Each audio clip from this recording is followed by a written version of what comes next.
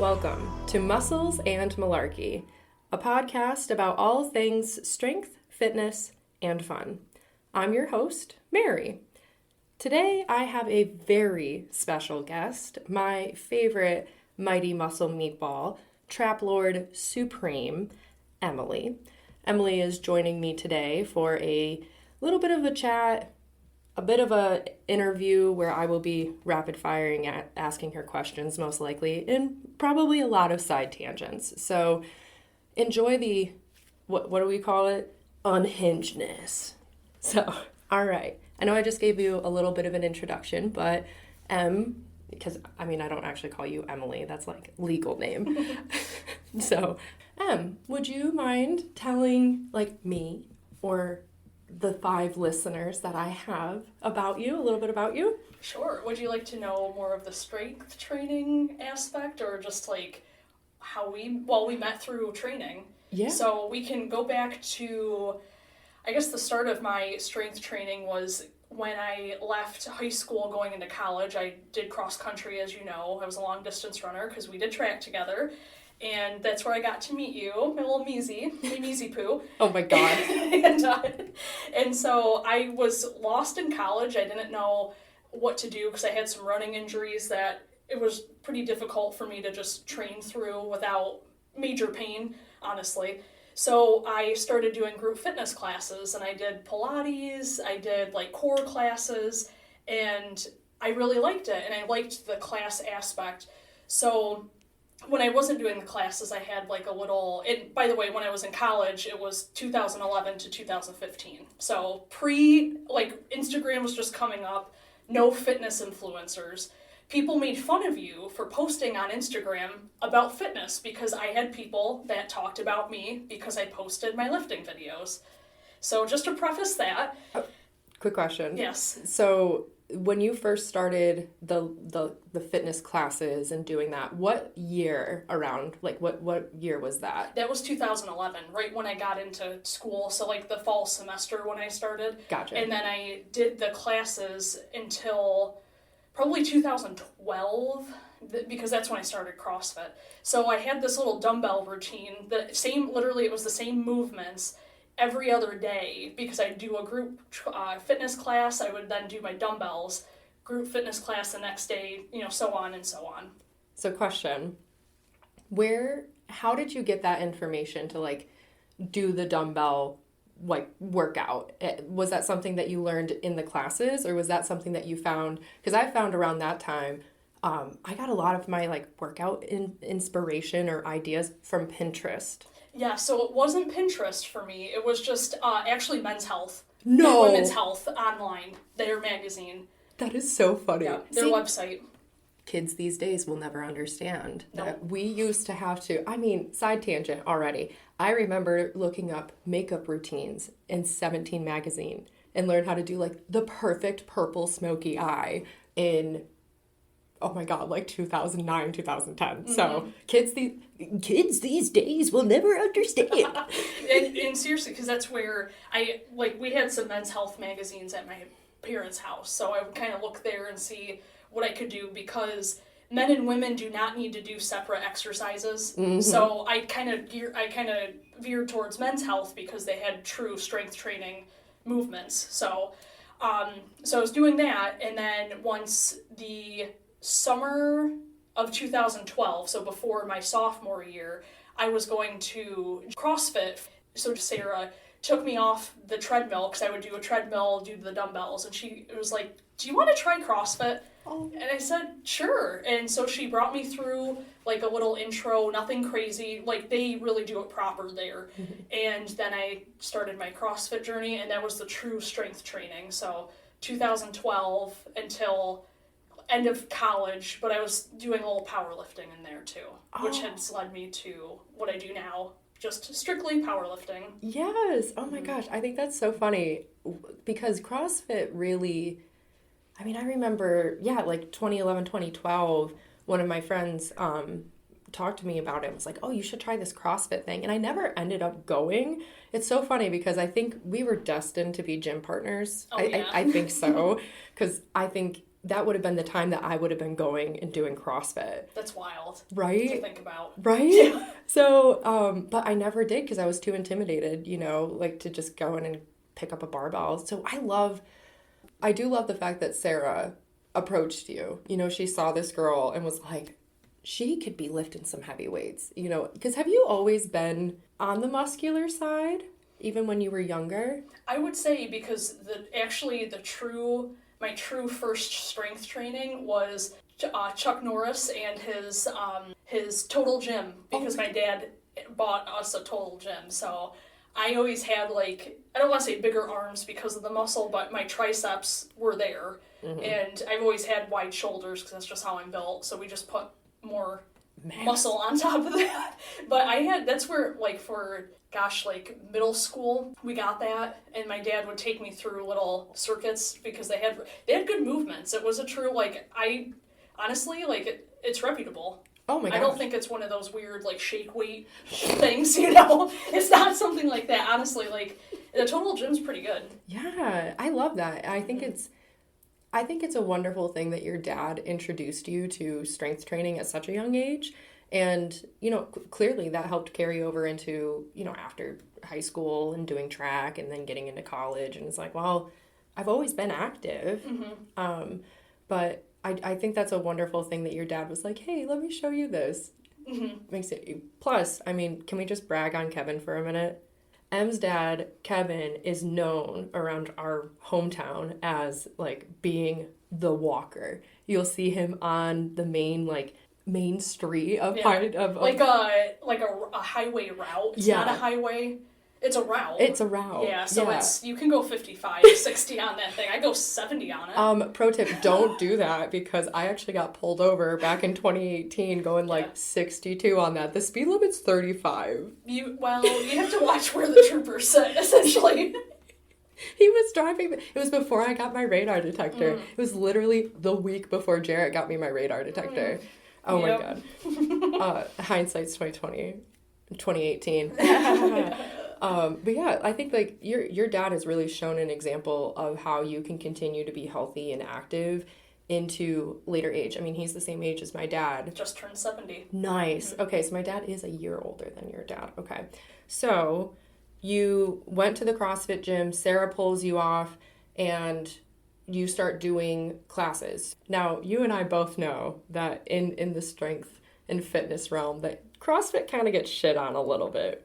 Yeah, and I think it's really because of the online stuff, but you don't need, and we know that, you and I know this, Mary, that you don't need to have all this equipment to start into strength training in any form. CrossFit, powerlifting, Olympic lifting. You don't need all of the gear to start. You really should train from nothing and then start adding in when you need it. Anyways, so I know it's crazy because you have these younger kids getting into it, just like powerlifting. Oh my God, yeah. And now you have 18 and younger doing the games, and I can't even imagine.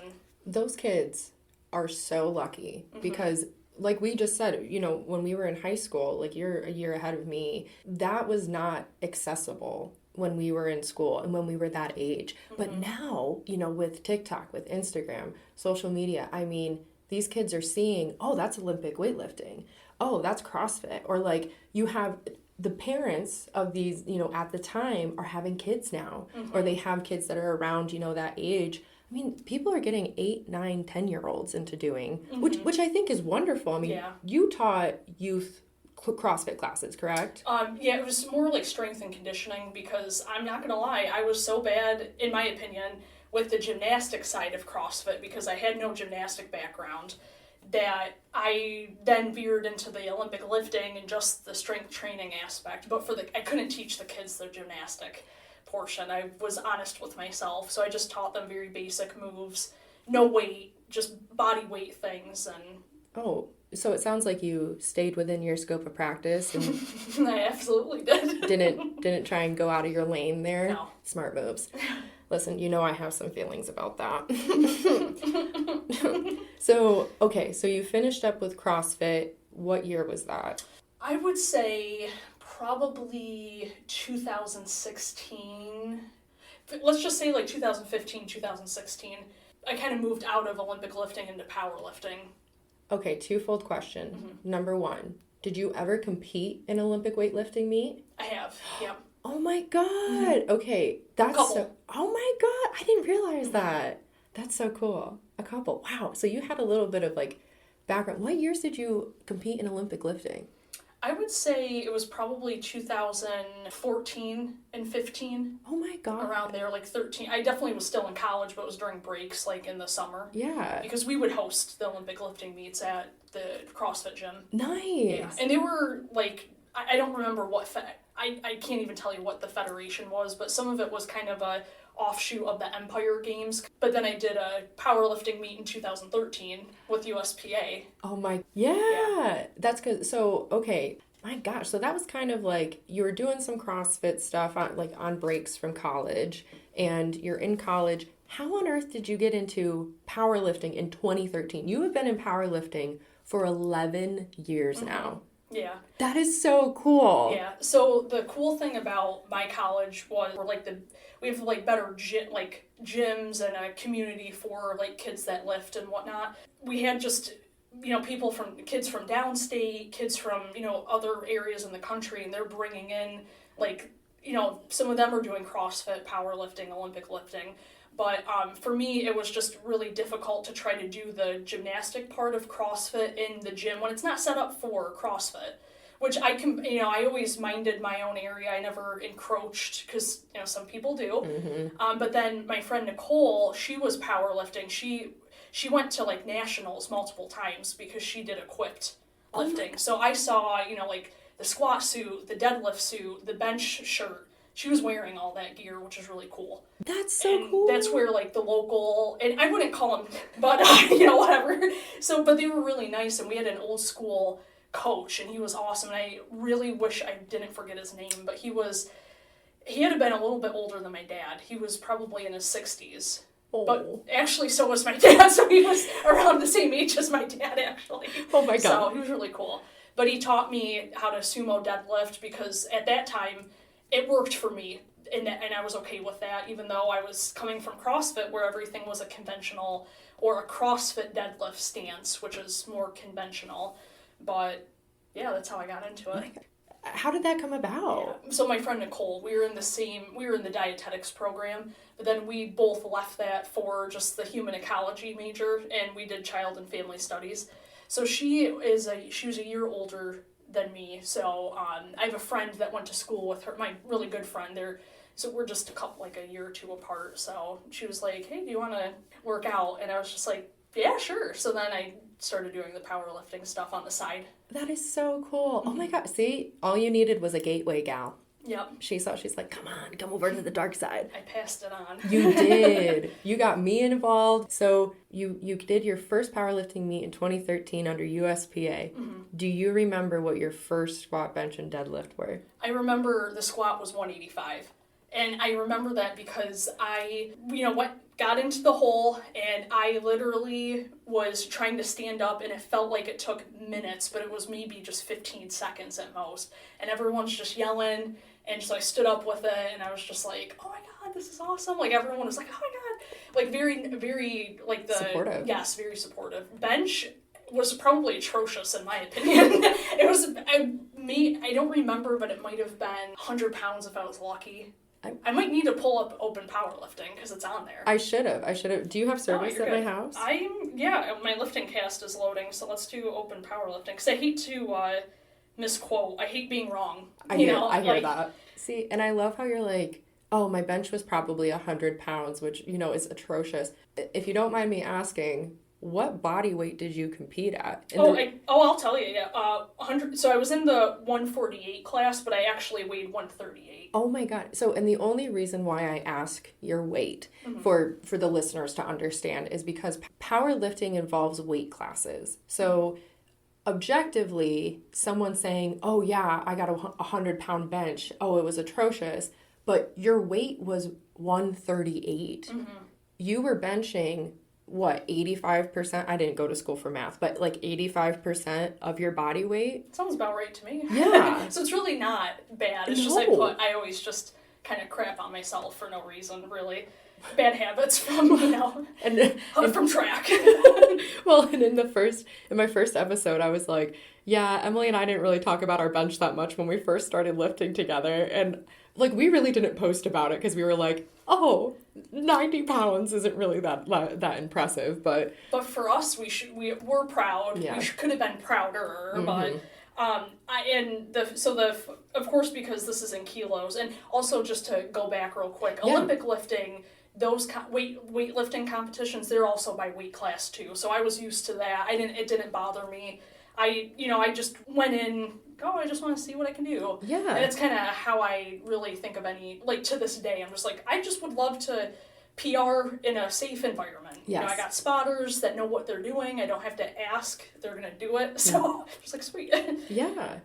So yes, let's find out officially. Yeah. What was your bench and deadlift? So my bench was worse than I thought. It was 93.7 pounds. That's still... But it's not awful. It was almost 95. Yeah, come on now. Yeah. That's still good. And then my deadlift was 220.4. So let's just say 220 pounds. And you were 138 and you hit over 200 pounds. Oh, yeah. You are allowed to swear BT dubs on this if it does come up to it. We like spicy language here. We do. So you hit a 220 pound deadlift your first meet. Sumo. Oh my gosh. It's real, people. It is real. Sumo is a very technical way to deadlift. And the thing is, and I really emphasized this in that previous episode, the purpose of powerlifting is to lift the most amount of weight within the standard of the sport. So people are like, oh, sumo's not a real deadlift. Your range of motion is like 3 inches. Like, well, yeah, I am lifting within the standards of this sport. And this way of deadlifting benefits my body, my leverages, more so than conventional.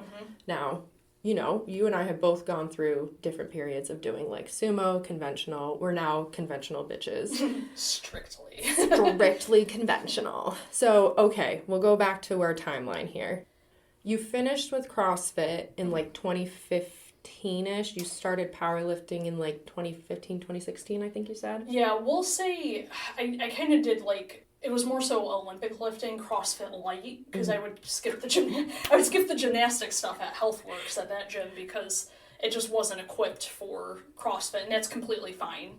I've never needed to be in a box, for like the actual CrossFit gym. Right, and that's the thing is, if anyone was not aware, a CrossFit gym is not, like, it's not really called a gym, or at least, I think maybe now they call them gyms more often, but it was a CrossFit box. Yeah. So that would be your box.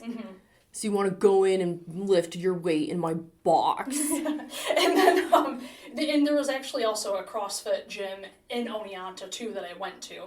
So, like, yeah, we'll just say I was doing CrossFit light, heavier Olympic lifting CrossFit light, because I could still do some WODs.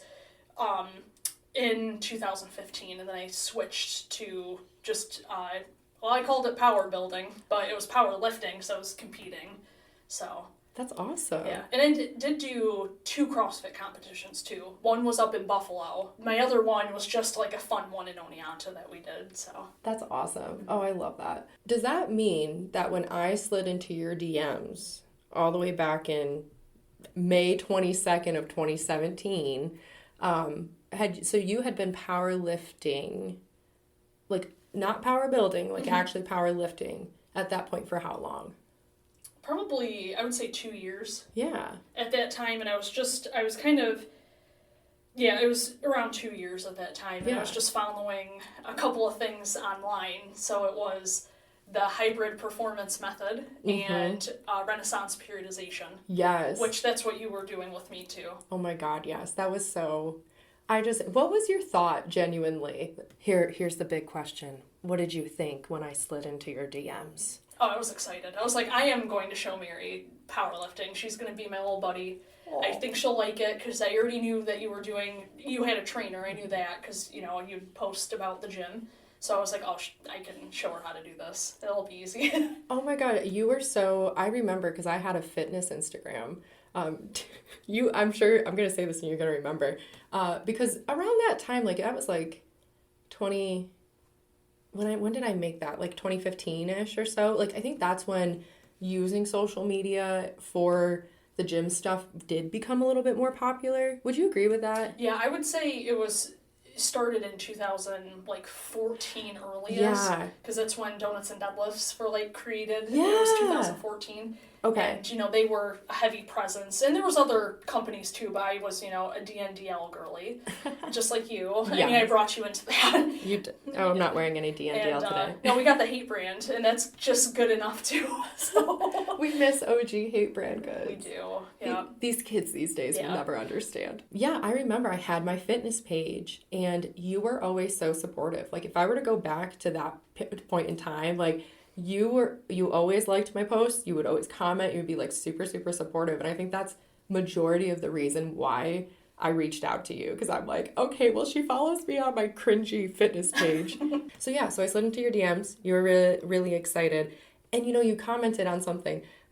The hybrid templates. Mm-hmm. Oh my God. We did those. And I remember, like, I was going from doing a half-hour workout with trainer Tony and doing, like, a decent amount. Like, it was a bodybuilder style working out. And then I come to you and I'm like, how the fuck, how do I squat? Like, do you remember how atrocious my squat form was when we first started? A bitch could not hit depth. But you were learning. So it's, I never thought it was awful. Thank you. Thank you for being kind. That was the thing. Like, I'm like, okay, I'm going to be working with somebody who actually knows what the fuck they're doing and isn't going to tell me, like, oh, well, don't lift heavy weights because you'll hurt yourself. Or, like, you were just always very, very encouraging. Yeah, thank you. You're so welcome. And I also just want to let everyone know I do have education. My minor is personal training. I was ACE certified at that time. I was doing,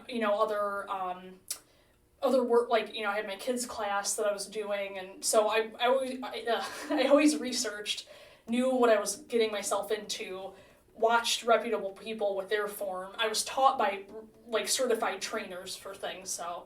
You were not like, oh, hey, I did some research on TikTok, Yeah, I did one competition, and now I'm going to show you how to do it. Did one competition, came in last, hit me up, DM me for coaching. Exactly. That'll be $250 each month. Please. Yes, that'll be $250,000. Thank you. For a cookie cutter program. With feedback being, you're doing great, sweaty.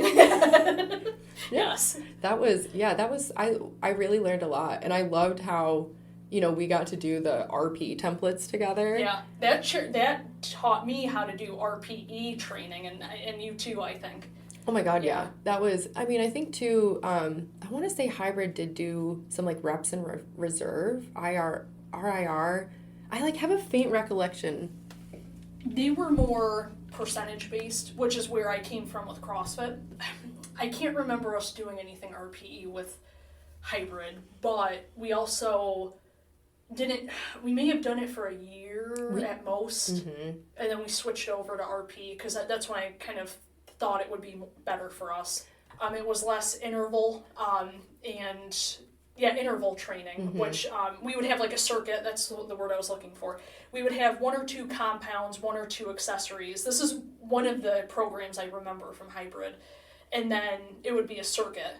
And we wanted to get our squat, bench, and deadlift in a better position to do more competition, so then we switched over to RP, and that was more just powerlifting type. And they do bodybuilding too, but we chose the powerlifting templates. Yeah, and just for clarification for people, if they're not understanding, like, hybrid, RP strength, like, what, so in a previous episode I talked about how you have these, like, online app, like, or program templates. So that's what we were doing, just to kind of, like, clarify that. So we would get the same workout that anyone else who had purchased that template was doing. But with RP, I remember it would be like leg exercise 1, pick a leg exercise. So it was a little bit personalized in that way, but it was definitely not, like, super personalized. No, and that's what we were looking for, something that was more suited for us as individuals. But we very well knew hybrid was not that way, just to preface that, and we were okay with it, because it was great. I believe Alex Uslar did most of the templates. If not, maybe all of them. I hope so, because really respect the hell out of him. So oh my gosh, yeah. just knowing that it was either him or Hayden or Steffi, either way, they knew what they were doing, which was great. And then they, then with of course, with Renaissance periodization, Dr. Mike really knows his stuff too. So, oh yeah. I always felt safe with both programs. And it was, like you said, it was that auto-regulation in a way of using RPE, so that rate of perceived exertion, where it's like, okay, it's not necessarily about the weight on the bar, it's about how much exertion you're having to do and how you perceive that level of exertion. Yeah. So that was a great learning tool for us. And I know, so I started with my Mike, what was the nickname that you called it? I don't remember. No, I don't know. That makes me so sad. What would you call him? Because we used to call him Magic Mike. Okay, that's what I thought. Yeah. I just didn't want to be wrong again. No, we called him Magic Mike. Yeah, I started with him like December 2017, January-ish. Yeah, because I would say when I did my third powerlifting meet, and this was in 2018, and I switched to USAPL, I had my coach Mike at that time. Okay, that was 2018. You just said okay. Yeah. It's like sometimes like people give me information and I just it's like take it like the plate and just throw it. You're like, you literally just said this, and I was like, wait. So you did your first official powerlifting meet in 2013. Yes. Your second powerlifting meet was when? 2018. 2018. Okay, so you had a good long gap in between like your first and second competition. Yeah, for real. Yeah. Which is, I mean, there's nothing wrong with that. What made you want to compete that second time? For me, it was just wanting to see what my numbers were at. And to be honest, it sounds awful of me, I don't know how I even found that meet to register. It was the Buffalo Fit Expo. And it was very well known. I can't remember if it's still being done. I don't think it is anymore. Yeah. But when I did it in 2018, it was always in the summer, so it was end of July. I met Dana Lynn and Rob Bailey because they were like the guests. Because at the Fit Expo, it was the coolest thing. It was at Buffalo River Works, if anyone's familiar. Oh my gosh, yeah. Big sports complex. It's awesome. We had USAPL on one side, one quarter. USPA on the other side, quarter. We had CrossFit going on. There was a bodybuilding show, and I'm pretty sure there was an Olympic lifting meet. Oh my god. It was really neat. How on earth? See, this was before my time, really. And I don't know how I found that. I think I just went on to USAPL's website because Mike had done some meets with them. And I found that one because it was the closest to our area because we don't have shit here. No. And I met a lot of cool people. And I got to meet Dana Lynn and Rob Bailey, so it was cool too. That is really, really cool. I mean, it just goes to show you, it just goes to show you, I think, like, truly how long you've been doing this for. Yeah. Because a lot of people, like, some newer people into, like, the fitness realm don't know who Dana Lynn Bailey is, right? They have no idea who Rob Bailey is. Yeah. They have no idea who... Alex Uslar is in relation to hybrid. Hybrid was, that was an era, Yeah. The 20 teens for real. It was a different time for powerlifting, let me tell you. Yes. I don't need to tell you, And it's just funny when I hear some people are like, it's the golden age now. No. Absolutely not, because Louis started, conjugate is what I consider the golden age. Oh my God. Don't even, and I'm not even a conjugate girly, I just respect the hell out of that programming. Yes. And I've done the cube method and things like within my time, and like Smolov and stuff like that. I did like the minis of that kind of programming within CrossFit, but it's just when people say the golden age is now, absolutely not. No. Shut up. No. Shut the fuck up. Seriously. And I'm not even, I would never, I'm not a name in this sport whatsoever. But don't give me that shit. I know. Yeah. Honestly, though, it is very funny to me where it's like, oh, the golden age now. And I'm like, it's 2024, okay? Number one, let's start there. In the past 4 years, we've had unprecedented times. Like, I think that it's gaining popularity. Mm-hmm. I think the standard is rising. I'm watching IPF Worlds right now, which when this releases will be like months ago. Mm-hmm. But I was watching that, and it's like, you're seeing these 63 kilo lifters lifting a third attempt of over close to 480, mm-hmm. 500 pounds. Yeah. Or I'm sorry, like the 70, I think it's the 76s. That's the one I'm watching right now. and, you know, somebody, I'm like, oh, Jessica Butner, you know, she's up there, she's squatting a fucking house. It's like the standard, but Jessica Butner's been in it for a very long time. Agata Shiko has been in it for a very long time. And so it's just, I agree with you. I think it's a little interesting how people are like, oh, the golden age is now. It ain't now. No, it never will be. Fuck. I know. So COVID ruined everything. Okay, my mind is an enigma. My mind is an enigma, for sure. Okay, so you started working with your mic. I was working with my mic. Completely personalized, of course. We had our own, like, they would go in and do our programming. They had nothing to do with each other because mine was down in Long Island, yours was up in Buffalo. They just ended up being mics, so... 2 mics. Yeah. 2 mics and 2 neurotic lifters who just want to be really good athletes. Yeah, for real. I know, that was... So, Mike's... What was Mike's programming like for you? RPE based, which was awesome. So that's when I really learned more because I would say I didn't really overshoot, which was good, but I think I undershot more often. So just learning the sweet spot of what a true, like, example, RPE 8 is, or what a 7 is. If we even went to 6, which we did a couple of times, like, it's supposed to feel easy, so don't move the weight, don't touch it. Right. Don't, hey, it's supposed to feel like you have 4 more reps left in that set. So don't freaking climb it up so it feels more like an RPE 8. Exactly. And then it was just more, it's strictly for competing with powerlifting too. Yeah. No circuit training or anything like that. Ours was very... Well, and I had that CrossFit influence because you know, which is cool. Yeah, I loved watching you do that because I was like, her aerobic capacity is just the highest I've ever seen it. Oh my god, which was awesome. It was, and I didn't even I didn't understand at the time. You know, yeah. I did not get that. I was like, because here I am doing 3x3 deadlifts at like 275, and then do 400-meter runs, like, or carry sandbags or whatever, and it's like, hindsight, damn, I was so freaking, like you said, aerobic capacity. Yeah, and I, like, when I look back, I always shit on myself when I did CrossFit, because I wasn't the fastest, and I wasn't really good at the gymnastics, but I could do handstand push-ups. Like, that's awesome. And I can still do them, but they're not great. I can do... people shit on the butterfly pull-ups. It's strictly for competition, okay? We know that. We do strict pull-ups too.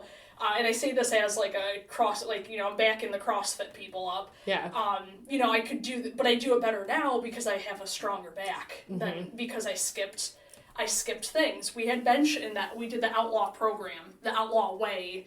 I don't know if anyone will know this listening, but that's like in my opinion, an old school CrossFit programming. And we had benched. I skipped it every time because I said, this isn't functional. I'm not doing this. Well, joke's on me because then Mike had me do a 3 or 4 day bench. Like, I had bench every day of my training to catch up to the other 63 kilo girls because they're doing 185 pounds. I'm doing 115 if I'm lucky. And now I'm finally up at body weight, thank God. Oh my God. But I could be better if I just did my goddamn bench at that time. We did nothing for rear delts. Posterior chain, it was there, but we didn't specifically hit it. Like, we fortunately had both mics did accessories. They programmed accessories for us as they should, and our current coach, Mama Jess, she does. Shout out to Jess Rogers. Hell yeah. And Travis too, of course. So, yeah, and we're fortunate that they know that it's important. Oh my gosh, yeah. And I think and we know. We know. And there's so much... You know a lot. You've been in this sport for 11 years. I know a lot from being in this for about 7 years and learning a lot from you, learning a lot from... we have learned from our coaches, from our own experiences, from looking up stuff on our own, YouTube, articles, stuff like that. Like, we've learned a lot, but there's still so much more to learn, and there's always room for improvement. Absolutely. And I think one of the things that was a big difference in, like, what I learned was, yes, your compounds matter, your squat, your bench, your deadlift, but how you execute your accessories is also extremely important. Absolutely. Like, are you pushing the weight on that, or are you staying at 5 pounds for your bicep curls? Yeah. You know what I'm saying? Like, your purse weighs more than that, Like, that's, I think, a really big differentiation from going from, like, my mic to going into working with Jess, okay, like, hey, you are an athlete, like, you are a power lifter. She's programming accessories for us that are complementing our compounds. So if you can progress those, progressive overload, and get better at executing those, it's only going to help with your main lifts. Absolutely. And it puts muscle on, too. Mass moves mass. Okay, so you did your second powerlifting meet under Mike's guidance. Yes. In 2018. When did you do your third powerlifting meet? That one was the Northeast Iron Beast Winter Classic up in Albany, and that was in January of 2019. So that's when I was like, I need to do I have to do 2 competitions a year because I was just addicted. I loved going to compete and meet people and just, get to kind of network in a way. So I told Mike after that competition I did in July, I was like, I have to do another one. So we had me, deload, decompress, and then when it was appropriate, I then started training for that competition. When you're choosing a meet, the time of year that you are choosing is very important. Yeah, especially if you have to travel, obviously. Yes. I mean, I got very lucky in December of 23 with my No Luck Needed meet because that was like the first week or so of December, and I'm like, all right, it's hit or miss, baby. It's either gonna be just freaking cold as shit or mild as hell.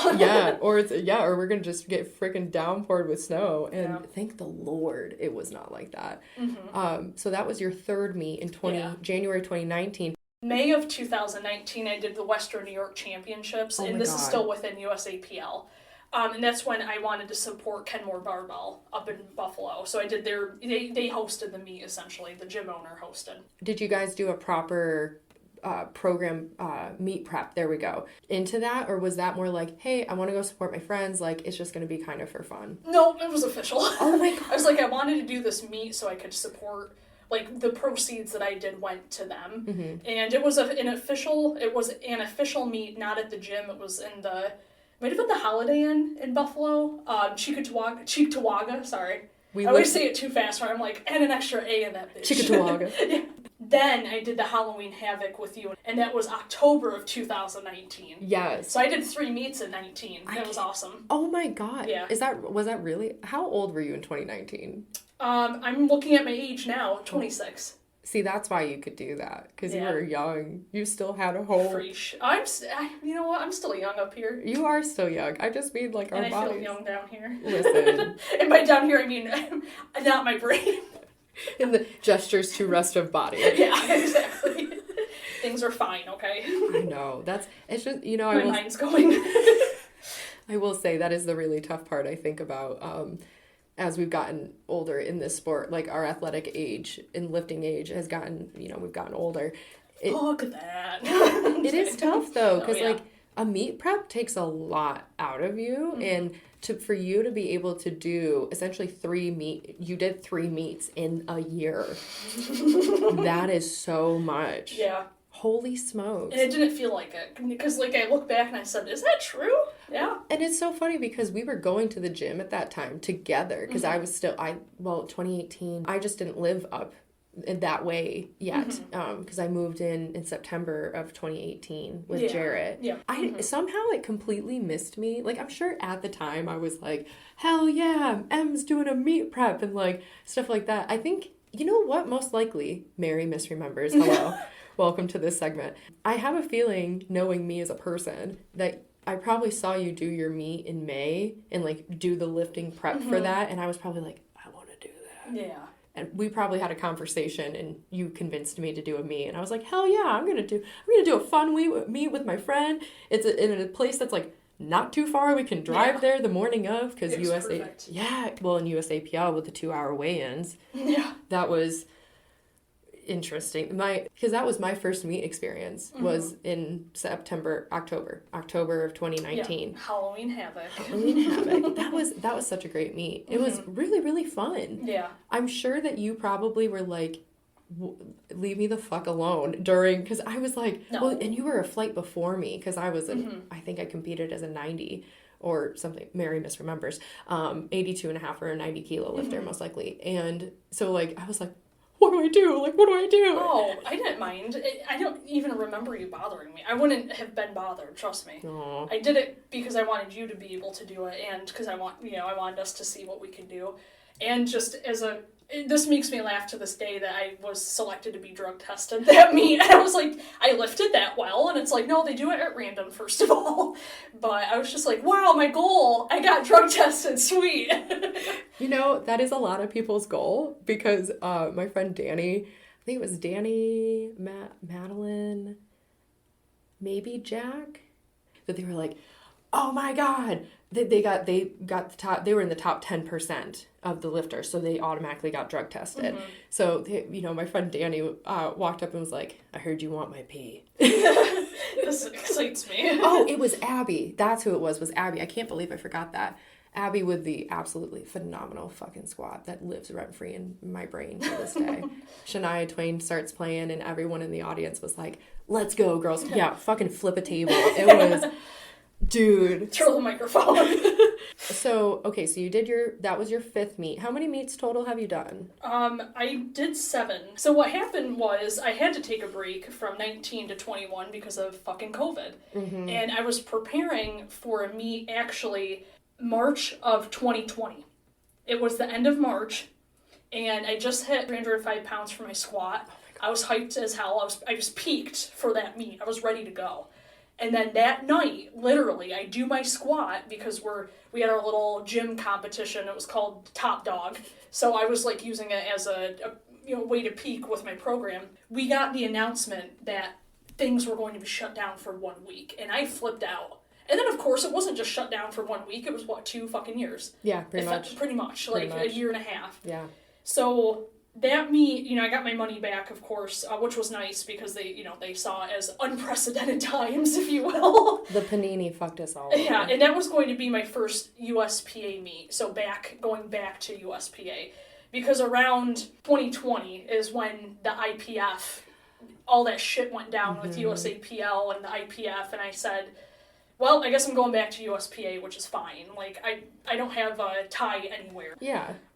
We have no loyalty to a federation. Yeah, no. I just want to support good meet directors, Yeah, and I think, too, it's like you said earlier, one of the nicest parts about doing powerlifting meets and, doing these things is going and meeting people. Mm-hmm. And during the panini, we couldn't really do that. No. Number one, they weren't hosting meets because you couldn't have people inside, blah, blah, blah, social distancing. Luckily, things lifted to the point where in November of 2021, you competed. Yes, yeah, and we'll just call him the gentleman that is the meet director is Adam Furchin, and he was, the meet that I signed up for in 2020 was also his. It was the New York State Championships, and that did not have any... you didn't have to have a minimum to go in there. You can just compete. Anyone could have signed up for that. Yeah. Because there are some meets where you do have to have a qualifying total, but there's others where it's it might say championships or regionals or something like that. I mean, this is all federation dependent, of course, but sometimes you might have to have a qualifying total. And some meets are invitationals. Yes. Where you need to have a physical invite to compete in that meet. Just to clarify, for learning moment for the people. Perfect, yes. And that USPA meet was my best total and dots. No, I lied. I'm sorry. It was my best total, but my best dots was the Halloween Havoc at that time. Oh my God. My total was off because of, I think I missed it's funny, I missed my last squat for Halloween Havoc, and I missed my last bench with the New York State Championships. Oh my gosh. So just that little difference made the total better in the championships, but the dots, I don't understand the dots, to be honest. I'm not gonna lie. It's that equation with your body weight, and I weighed less at Halloween Havoc. So that's why. Go. Exactly. Yeah. But my best meet to date was then my next one, the May of 2022 Western New York Powerlifting Championships, also with USPA. That total was that's my best total I have. Give it to me. I want to know. It's 766.1. So 766.1. And my dots also, that was the best one. If anyone's curious, 361.56. Yo! Point dot, whatever you want to say. But I think my You were at my May meet, right? No, I couldn't go to your May meet because Oh, I had to go. you came with me to November. I did. I loved handling you for that meet Awesome. And that meet, November 21, that's what reignited my want to focus on something and put the effort into a meet prep. You competed alongside Ellen Stein. Yeah. And Shireen, correct? Yep, she was there too, which was really cool. At my last meet I did, so my Western New York Powerlifting Championships, May of 2022, I got Best Lifter, which was really sweet. I really never expected that. I would love to have it again. It's hard to say. Just depends on, who's there. Listen, the fact that you won Best Lifter... For women, of course, sorry. Well, but I mean, that goes without saying, absolutely. Like, they do a Best Lifter male, they do a Best Lifter female. The fact that you got Best Lifter and you were so casual about it. Like, you're like, oh yeah, like, I got this. And it's just like, dude, you literally, like, you came in first. Like, that's essentially... Well, what's funny is when they said it, I go, seriously, me? I said that out loud. Like, they go, yeah, come up here. That's amazing. So was that my name? What? No. Yeah, because I remember when you handled me in November, we did my unofficial 4th attempt deadlift just to see because I really should have done close to 325 on the platform, but I didn't, which was fine. Yes. So we did it unofficially just for mental. And it was perfect. It was really fun. We had a good time. So what's your best squat? Give me your best squat. 308 pounds. Almost 309 because it's 0.6. So 309. And then what's your best bench? Well, for meet, it's 143.3, but unofficial gym, I hit 150 or 155. Yo. Yeah, definitely. It was during COVID. And what's your best deadlift? Platform is 319.6. Unofficially is 325. Yes. And what was your dots? What's your dot score right now? 361.56. You bitch. You have a higher dots than me. Hey, I'm just kidding. I'm totally kidding. Damn it. I figured you did. No, I think it's because this is the thing that, like, again, I just really want to reiterate. Body weight doesn't matter in this sport. It matters because you have coefficients, you have weight classes. It doesn't matter what you weigh when you come in, like, and you lift your weight, that's wonderful. But if you are a lighter lifter, the fact that you are moving 310 pounds for a squat, 145 pounds for a bench, and 325 pounds for a deadlift. That is really fucking impressive. Thank you so much. You're welcome. And that goes to show, dots is one of those things where it's like, if you're lighter and you lift the same amount of weight as somebody who's in an 84 kilo weight class, like, your dots are going to be pretty much the same. Now, next time I compete, I got to beat your dots. Well. Bitch. Guess who's going to beat your dots then? You know what? I want you to, because I want you to succeed. Aw, but I also want you to succeed as well. See how you can be supportive of other women in this powerlifting space. So you have been working with the lovely, the magnificent, the fantastic, the supreme, the absolute almighty Jess Rogers.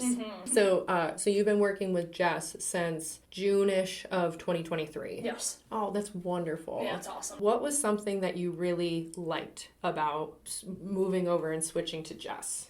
Yeah, just her time in powerlifting. She's been in the sport longer. She's been a coach for longer. Her programming, I saw it firsthand with you. I was like, this is the kind of programming I want. It's just a little more specific for powerlifting. Yeah. So there's a little bit more secondary and tertiary lifts. And I didn't really have that as much, but I didn't mind it either at the same time. You know what I mean? Because, different seasons. But Absolutely. Yeah, she's like... That's one of my big things. If you're going to be looking for a coach, you want someone who has walked the walk and they can talk the talk.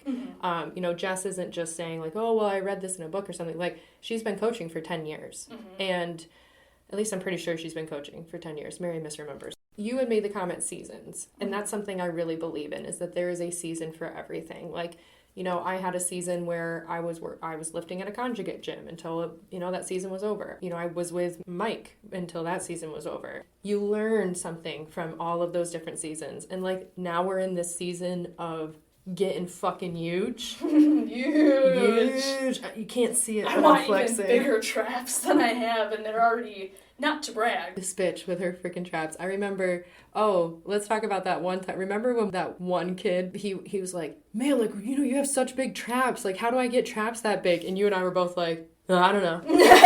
Yeah. Just shrugged our shoulders up. Like, it's my constant anxiety. Yeah, I mean, honestly, it's my tension. I hold my tension up in my neck, so.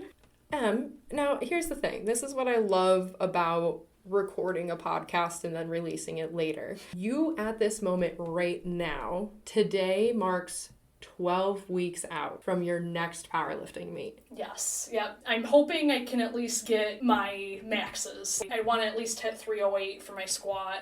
I want to get more for my bench. I really want to get close to 150 or more. And I'd love to get past 325. That's my kryptonite right now is that weight, so. As somebody who's gone through 2 meet preps with Jess Rogers, my last one being absolutely fucking cuckoo bananas. In the best way. In the best way. Like, we went from 0 to 100 with nothing in between in the fact of, like, my final attempt at Goddesses at that Shillington meet for squat was like 275 and I ended with a 330. Mm-hmm. I opened with a freaking squat PR at that Baller. meet. Yeah. Ballin'! So I have the utmost faith. I'm so excited to be there for all of your like heavy single days, heavy double days. Like I could not have done my last meet prep if it wasn't for you, for Taylor, Jubilee, brother Chris and Christ. Yeah, we love brother Chris. Brother! I love brother Chris and Christ. He's a cool dude. I'm very excited to see all that with you. Thank you. I'm going to say this because I'm going to push. 308's your second attempt for squat. What are you going to for your third? Damn, well it has to be close to 315. Because then in pounds, that's 3 plates, I want to get 3 plates. Yeah, so around like 315-ish would be like a goal. Yeah. Okay. And bench would be like around 150. Yeah. Mm-hmm. How about in deadlift? You open at 308, you go to 315 for your second. Oh, I'm I'm manifesting this. And I am too. I believe in it. Yes. Yeah. Because we're going to listen back on this when this gets released and we're going to be like, oh my God, She bombed out. I'm just kidding. Totally kidding. That's never going to happen. It shouldn't happen to anyone if you have a reputable coach. Oh my gosh. Well, I mean, I just saw somebody bomb out on the world stage. So, like, I don't want to be too harsh on that because, like, you have to have a pretty good coach. But on the lower level, like, don't set your fucking opener so high that you can't fucking get it, okay? An opener should be something that you can hit for 3 reps after getting hit by a bus, you got COVID, or a kangaroo fought you in the parking lot. Okay, what do you want to hit for your third? My goal is always to go 9 for 9, so probably keep it more conservative. I'd get close to 330 if I can. And these would be all time, so I wouldn't be mad about it. Yeah, that would be really cool. Now this is, I've never done conventional at a meet. I've done sumo my whole time. Oh my God. Every single meet. Which I think we could go and talk all about freaking sumo and conventional, but that's gonna have to be a part 2, I think, because I know that you have to get running here. Thank you so much for letting me take up your time, but I do have another question. Sure. What is your top lifting ick? Like, yeah, I know this is a tough one. People that wear jeans to the gym, it freaks me the fuck out. There's one at our gym. Yes. And I just want to be like, dude, you can get some shorts anywhere. Anywhere. Yeah. There's a Dollar General, literally a 2-minute drive, not even a minute drive down the road from this gym. It bothers me because I just think about chafing. Yeah. And I think and this person also wears dress shoes. It's so weird. Yeah. Like, and it's not like, listener might be like, well, maybe they're coming after work. Number one, yeah, sure, I would change if I was coming after work. It's not like I'm wearing my scrubs or my work pants to work out in the gym. Yeah. But also I feel like the other thing with that person is they'll do like pull-ups and stuff and they won't pull their jeans up. And so I've seen that man's butt crack a couple of times and it's like, do you say something to that person? Say like, hey man, just want to let you know, like, if your job's a plumber, you're doing a really good job. You're really in character. But, so yeah, I think that's a very fair gym ick. And I think we're fortunate to say if that's the only ick we have at our gym, then we're doing pretty well. Because, we have nothing else that goes on. People don't give unsolicited advice. They don't come up to you and be weird or creepy. That's the only thing that comes to mind. Yeah, I think... I don't have much else, because honestly, I'm not really paying attention to what other people do. No. Unless they're, if safety concern. But if they're, if they have some form issues, I'm not going to correct it unless they ask me. No. We have a lot of different types of people that go to the gym. Yeah. I would say... all knowledgeable, which is nice. Yes. I would say that my biggest powerlifting ick is people who talk too much. Now, listen. Okay, listen. And I'm talking directly to the listeners and saying this. I know I'm a black hole. I know that I can talk. I have a podcast now. Like, clearly I can talk to myself for an hour, all right? But you and I go to the gym, and we will talk. Mm-hmm. We will talk in between sets.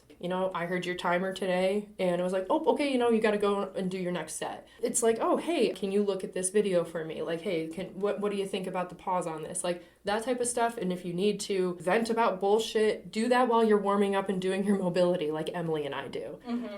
So that's probably my biggest my lifting pet peeve is people who just, they talk way too much, and they don't get a hint as you're walking away or going to do another set, mm-hmm. and they just, keep talking to you. Yeah.